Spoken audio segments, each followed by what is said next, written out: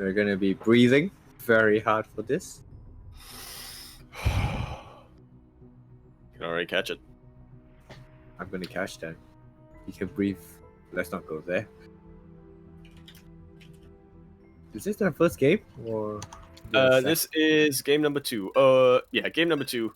Seither did take game number 1, and yeah, this is Azure's map pick. Are there others?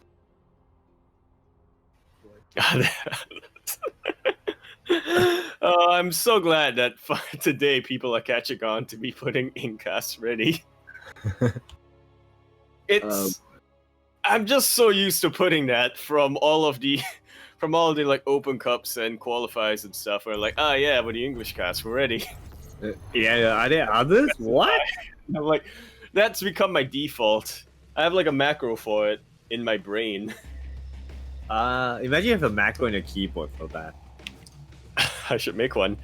Okay. But speaking of making things, we are now here on Oxide LE. We be oxidizing, we be breathing, and our lungs be expanding. That's what LE stands for. In the bottom left-hand corner of the map, starting all the way in the bottom left-hand corner, we have the blue Terran player coming down from Brisbane. He is one of the BrizCraft boys representing Legacy Esports. Everybody give it up here for Azure.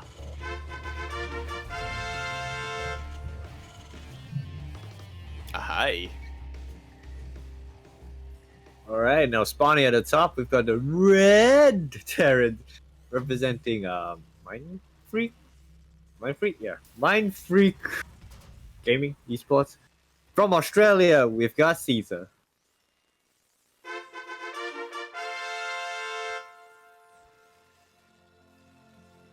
I need to write a list of the team names and stuff. Oh boy. I've seen this happen before. I'll not name who the caster is who does that, but I think they're in the chat right now. They know who they are. Oh boy. Yeah, it's just funny to me seeing this happen again, happening all over again. I am getting in the years. Yeah, it's I hope you do understand. We're getting mature, getting yeah, a little bit much more mature. I And speaking understand. about mature, both builds that they're doing is the same Yeah. so far. Yeah.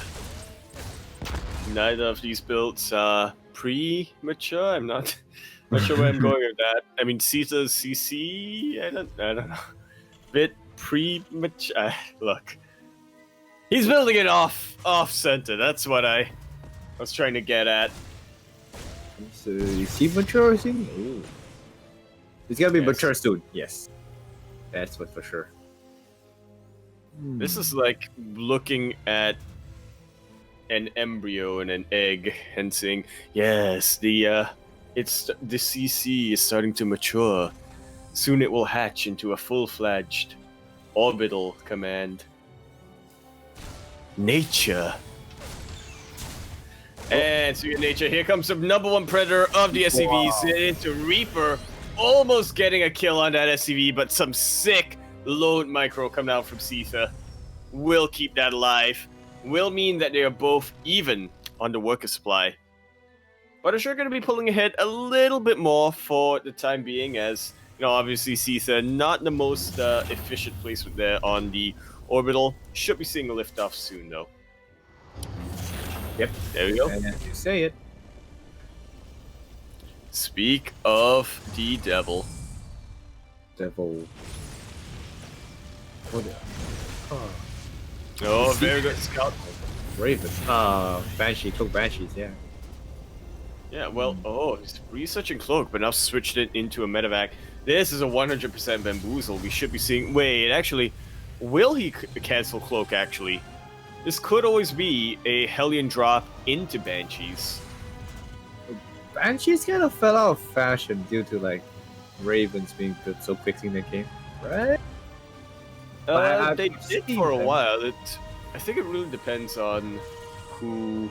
And I mean, you mentioned earlier on before we got into this game that Seither and Azure, there are two players who play against each other a lot. So I think a lot of it also depends on how your opponent wants to open up. And I think Seither, he's aware that Azure, I mean, he's only now getting the Raven out. I really like the timing here on the Viking. I mean, they've played so many times, they kind of know each other's timing. And they're really tip-top Terrans, right? Yeah, definitely. They are definitely the big three in the ANZ/C region. This Hellion drop will be cleared out, but not before Seither gets 5 SCVs.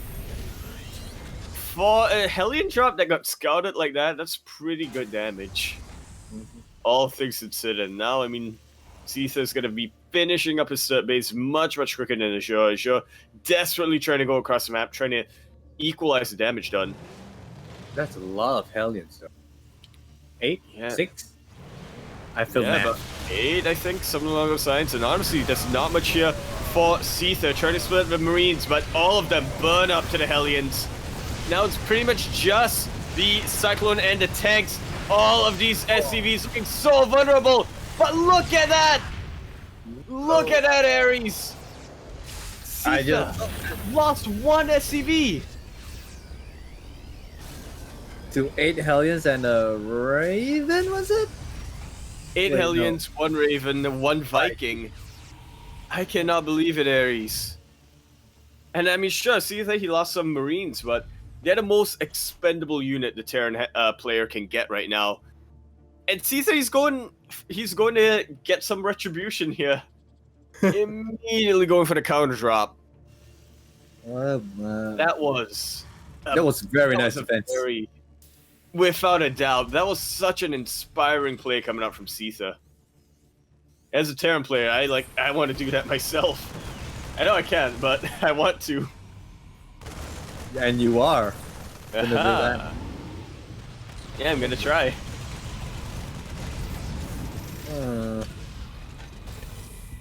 Counter drop getting a SCV. Azure makes to push that drop back. Push back that drop. Oh boy. Yeah, very nicely done from Azure, only losing 1 SCV there. I mean, gets a little bit of a delay, but not the end of the world by any means. What does worry me, though, is Seither. His stim, it's about to complete. His 1-1 is on the way. We should be seeing a push coming up from him fairly shortly. He's gonna go for a drop. One side. I think he's just gonna be focusing more on drops right now, while Azure trying to secure his third. Yeah, it's kind of surprising for me, honestly, that Seither isn't, he's not using his advantage to push out, let's say, shall we say, but it does kind of make sense. He doesn't want to, pull a reverse cart here in this TvT. He's probably well aware that Azure does have all these tanks up, doesn't want to take any unnecessary risks. He really wants to make sure that he has the most potent push available to him before he actually, goes across the map. Yeah, I mean, so far what I've seen, Seither is not one Terran that's really aggressive as far as TvZ is concerned. Seither is definitely a lot more of a patient player. He can play aggressive if he needs to, especially in certain matchups like, say, TVP, but in general, he just prefers to play more straight up, go for more timing attacks, and this is not the best timing. Well, actually, that's good timing, but that's not the best position for the bio to be. They should really take advantage of that ledge, and now Seither just trying to make an opening. He couldn't find an opening, so now he's just trying to make one. Azure. Wait for. Actually, mech, if we didn't realize. Yeah, definitely a very versatile player. He goes mech, he goes bio. He likes to switch things up. This drop getting quite a bit done here. Already gets the Raven and so many SCVs. Now Seither pulling away with those Ravens. But still, these Marines having an absolute field day. Immediately surrounded, but still, that's a lot of damage done. That's a pretty good anti-armor missile, but there's nothing on the ground here that Azure can use to take advantage of that. Vikings could land, but a little bit too late. 17 SCVs go down. The tanks are still in position for Seither to fall back to. And these Vikings, they try to do whatever they can, but not really getting much. Clears out Seither's push, but already damage has been dealt. Look at the Yakuzaku difference. Oh. This is the kind of style which I like to use in TvT, but doesn't work out for me every time. Yeah, Seither really just finding the magic ingredient for the style. GG is called. Seither gonna be taking that series and will be your other semi-finalist for the evening.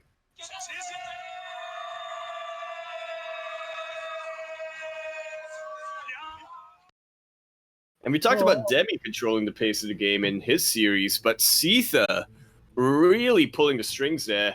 And he's actually now already has his semifinals available to him. He's going up to face Mio Micah.